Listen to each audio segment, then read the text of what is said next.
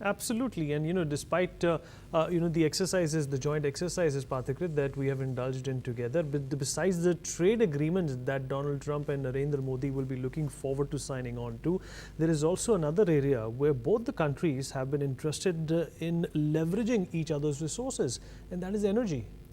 Yes, and I think because of the volatility that you see in Middle East right now, there is a strong possibility that India would increase its intake of oil from United States. Remember, United States today is the largest producer of oil in the world. It has a capacity of 12 million barrels per day, and there is a huge potential for that. But let me also add one word of caution here, Vineet.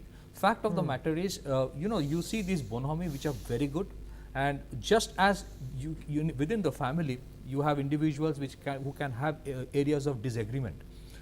It does not necessarily guarantee that there will be no areas of disagreement between India and United States. Even while the relationship will be rock solid at a strategic level, but there will be areas of disagreement for a very simple reason. Trump has a domestic audience to address.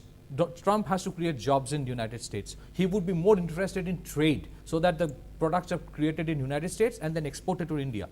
Modi has its own domestic audience to address to. He would be interested in creating jobs. He would be more interested in FDI rather than trade. Secondly, for example, again, yes, we have been fighting the war on terror. United States have taken a major role in fighting war on terror in Afghanistan.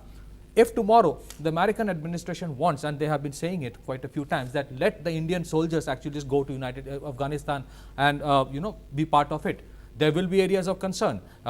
I don't think, as of yet, this is my personal view, the average Indian will agree to that. The political leadership will have to think several times before having Indian soldiers in Afghanistan fighting the war against Taliban. That is an area of concern. So all this bonhomie is fine, but please understand, we have to keep this in mind. We have our own interest to take care of, just as the Americans do.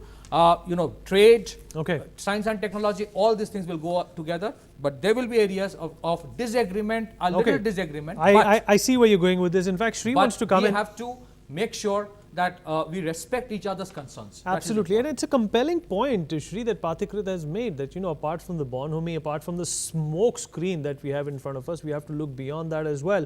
There could be a possibility that Trump might just ask India to have soldiers posted in Afghanistan to fight their cause of dealing with the Taliban. What do we do then?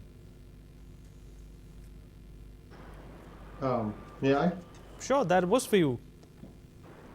Oh, okay. Sorry about that. So the big thing that needs to be kept in mind for all Indians is that about fully 17% of the Afghan population traces its origins back to Marathas, who were posted there as punishment, I think somewhere in the 18th century. And these soldiers, very brave and valiant soldiers, they were all Hindu. They were forced to marry local people because that was the only way out. And they have put down roots in Afghanistan. So India needs to start looking at the bigger picture. Almost all of the area, west from, say, Iraq, all the way up to Indonesia used to be. Pathikrit, in fact, wants but to I'm not saying that but right now. Pathikrit, I have a very simple thing. We have been fighting. Sir is there, has a 40 years experience. We have been fighting, and a lot of Indian soldiers died in Kashmir. This is a war on terror. We have been fighting since up till 26/11. Nobody addressed that issue. Nobody accepted Lashkar-e-Taiba as a terror organization. The war on terror, global war on terror, never addressed the issue of Lashkar-e-Taiba and Jaish-e-Mohammed. It's only after 26/11 and Pulwama, the West has risen to this. Okay, this is also an issue. The question is, would the American soldiers fight our war in Kashmir against Lashkar-e-Taiba? That's not going to happen. So we have to secure our own frontiers first. We can't go to Afghanistan. Yes, there is an issue over there. I respect what the Americans have done. And we are no longer under occupation, that we have to fight somebody else's war. We respect the American sacrifice, but we have to secure our own frontiers in our country. Internal security architecture has to be fortified before we think about going somewhere else to fight the war. This is my viewpoint. Sir can add to that. Absolutely. General Singh?